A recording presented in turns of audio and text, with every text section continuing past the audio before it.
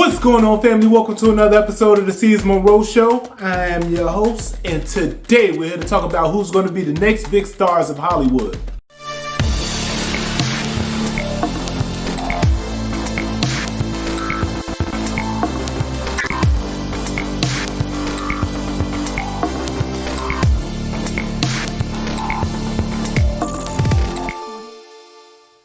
Now, some of these actors are new on the scene, but a lot of these actors have been around for a while, and I feel like they're going to peak 2024, 2025 and start getting those roles that they really deserve. Now, I'm no fan of the Oscars, so I'm not talking about Oscar roles. I can care less about an Oscar. But the actors that every time they step on screen, they give you a performance that you cannot forget about. With that being said, let's get into the list. This list is in no particular order. I'm going to start with Michael B. Jordan. We're just going to accept the system that treats you better if you're rich and guilty than if you're poor and innocent, and we can't claim to be just. Michael B. Jordan is one of those actors that I felt like he was just never going to get this thing going. Honestly, he's been around for 20 some odd years, but Creed 3 showed another side of him. I feel like he stepped his game up to another level in that film, as well as directed that film. So I feel like he's just going to be one of those actors that we're going to be keen to seeing in 2024, 2025. The next actor on my list is going to be Tessa Thompson. You don't understand. Girls like me... What? Have to pick a side? I'm sick of your tragic mulatto bullshit, Sam. You can't say mulatto. Mulatto. I guess talking about Creed 3, she was bound to come up, right? She's done Creed 3, she's done Thor. She has range. And that's what I like about Tessa Thompson. She's shown that she's great at what she does. And when you see her on the screen, she's not playing that same type of character. Speaking of same type of character, I'm going to get into this guy. And I said some things about his father before. And again, we all love his father. And that's going to be John David Washington. What do you think we're seeing? The detritus of a coming war. The reason why I say these things is because I've said that Denzel Washington pretty much is Denzel Washington in every film. But we enjoy it every time he's on screen. So it's a bit of a shot, but again, it's Denzel Washington. Who don't want to see Denzel Washington on screen? Except for Equalizer 3, they could have kept that. John David Washington is one of those actors I feel at this point in time, he's just selecting roles that he shouldn't be selecting right now. He's just taking anything pretty much. And he needs to focus on those tadpole films, those one-offs that's going to do real great at box office, just to get his name out there a little bit more. And then go to the artsy films. I feel like Amsterdam was an artsy film. I wasn't really into it too much, but you have films like Tenet that was phenomenal. The Creator was one of those films that I'm pretty sure sounded great on paper. It just turned out to be something totally different. And I forgot who the director was in that, but I'm pretty sure the director is the reason why that movie was bad. I'll get back to that at another time. Another artist, actor I want you guys to look out for, well, I guess actors are artists, is London Brown. So, yo, step off or roll off or whatever the fuck it is you do, nigga, because you mad close on me right now. Fuck you. London Brown is from Ballers, and I've actually met this man on set of Ballers season 1 in Miami. And I remember him being on set, and he set up his scene with doing a Denzel scene from Training Day to get serious in that time. And I always wondered, does he still do that? That was one of the scenes where everybody, when they seen him do it, everyone laughed. But he was like, hey, y'all, I need this. This is how I get into my character. And I thought that was dope. He's also in Power, and I feel like he's doing a great job. And I think he needs to start getting more roles, because I don't see him, again, when he's one of those characters, when I see him on screen, I see him on screen. It's not just, he goes into those roles very well, if that makes sense. Like, he does a great job in blending into his role. You don't think he's the same person in different projects. And that's a lot of what's going on when they select these rappers and singers to be in these roles. They're pretty much them. They just putting them in these movies and they play them in the movie. Another actress I want to bring up, again, she's been around for a little while now, and that's Zendaya. She is great at what she does. I'm Spider-Man. What? That's what you were gonna say, that you're Spider-Man. No. We all know her from Spider-Man. A couple people know her from Dune, and honestly, I still haven't watched Dune. I own the film, I just haven't sat down and watched it yet. I don't know if it's gonna be before the first film come out. I mean, before the second film comes out. I feel like I'm gonna have to watch it before the second film comes out, but I'm just not excited for it. I have to put myself in a certain mindset to watch that film. It looks slow, but we're gonna see. Zendaya is one of those actresses that when I see the trailer, she has a movie coming out in 2024 where she's kind of in this poly relationship with two guys, and again, that's so different than playing Mary Jane in Spider-Man, and I feel like that was a great role for her. And when I seen the trailer, it seemed believable. Again, I didn't just see this character jump over into another film as her, so I feel like she's going to be another artist to look out for down the line, and she's going to start getting these movie roles, and it's going to be great for her. Another actor, I feel like he just hasn't gotten his flowers yet because he's been in Twilight, and that's what everyone knows him from. It's Robert Pattinson. You moved to the wettest place in the continental US. So, you don't like the guy? Like, he is phenomenal. From Tenet to the Batman, back to Lighthouse. Now, Lighthouse is one of those artsy films that I'm really not too keen on, and I don't recommend anybody go watch Lighthouse. But you can tell that he's a different guy in each one of these films, and he's great at what he does. He kind of reminds me of Leonardo DiCaprio a bit because he does these jobs like very well. Jesse Plemons. Hampton's apartment, right? Right. A lot of guns there. Of course. Good, I need you. Show me a blueprint, please. I don't know if you guys have seen Judas and the Black Messiah. If you haven't seen it, you need to go see it. He's actually been around for a while though. Like, he's been in kids movies like Rebound starring Martin Lawrence.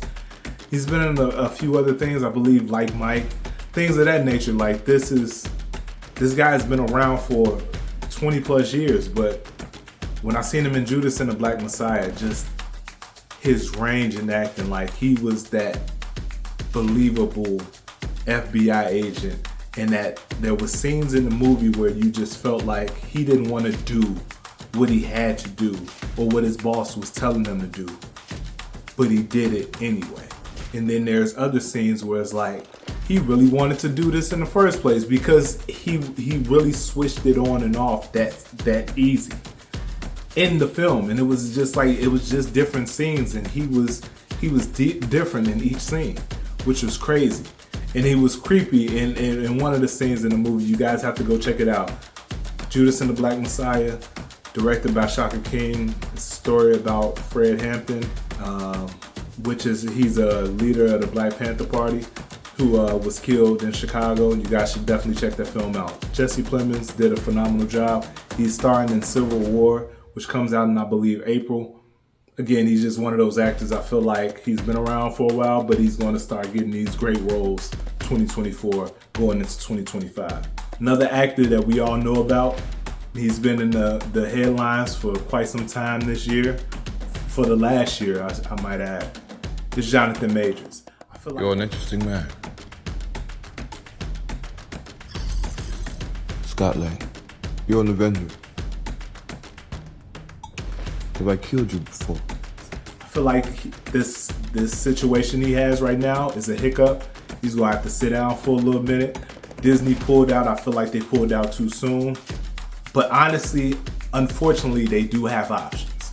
They're gonna recast Kang, and it's not gonna be an issue because Kang didn't do so well at the box office with Ant-Man.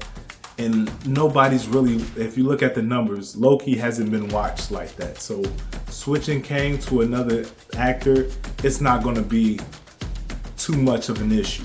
And people are going to be able to see that transition a lot easier than it would have been for T'Challa. Although I feel like they should have recast T'Challa as well. that's neither here nor there. Jonathan Majors is another actor I feel like you guys should look out for. He's great. First time I seen him was in Black Man in First Black Man in San Francisco or something like that. And he played like it was a character, he just wasn't all there. But he did a great job in that, and then I seen him again in Lovecraft Country. He's a good actor. And you seen him in Creed 3, he did a phenomenal job. I feel like that team from Creed 3 are just winning right now. They're just, besides obviously Jonathan Majors and his hiccup, but he's going to go off and do amazing things. I'm not going to say that people are going to forget about the situation, but people are going to start looking into it more and understand what it is, because we're in that cancel culture, so we like to jump on things a little too early without doing our research. So I feel like once the research is done, we're going to end that. Another actor I want you guys to look at, I'm pretty sure you guys haven't seen him in anything else, but Shamir Anderson. He's the black guy in John Wick 4. Damn, Johnny.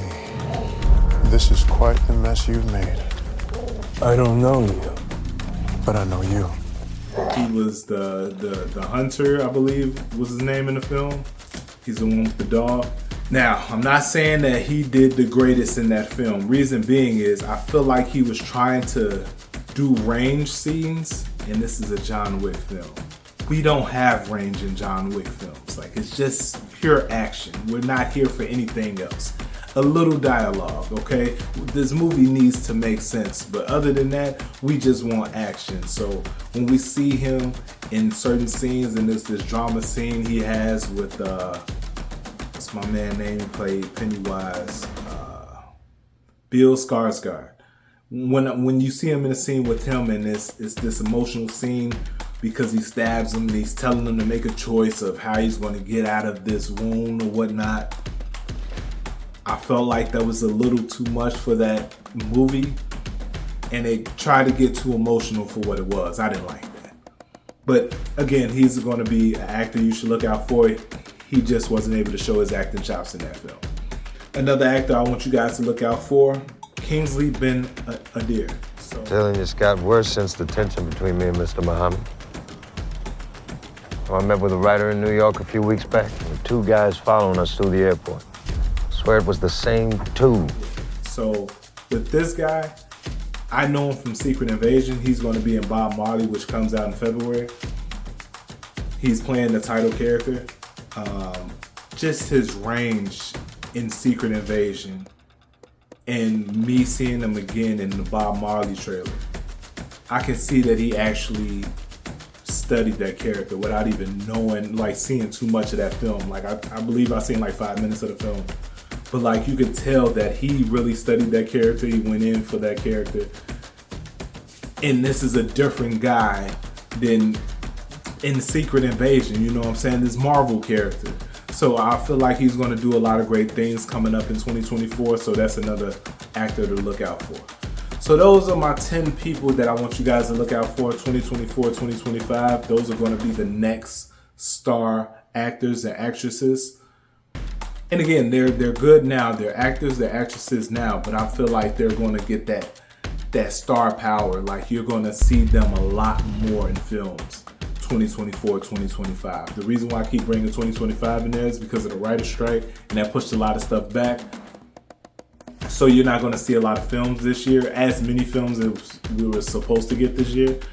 But again, understandably so, take your time. We want these things to be perfected. We want good product. We want good content. We don't want things to be rushed. So those are my top 10, and I do have an honorable mention.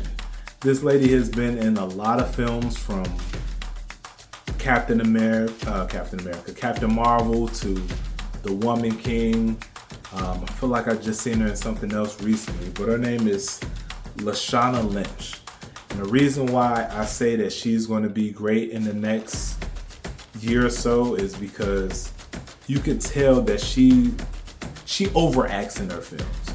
And I feel like that's because she doesn't have a lot of opportunities either set up already, and she doesn't know that they're coming, so she wants to show her acting chops in these films. So seeing her in The Woman King. What was that other film? I feel like it was another film that I seen her. Again, she just did the overacting, and it bothered me a bit. But at the same time, it was just like I understand what she's doing right now. She's on the biggest stage she could be on right now. It's a Marvel film, $223 million budgets, out of this world type of money. And Woman King, which had like a $40-50 million budget. So she's trying to show her acting chops. But right now, I feel like she's gonna start getting those roles she deserved in 2024, 2025, and you're gonna start seeing her start to peak around 2026, 2027, because she's gonna get those roles this year. I can just tell. She's just great at what she does.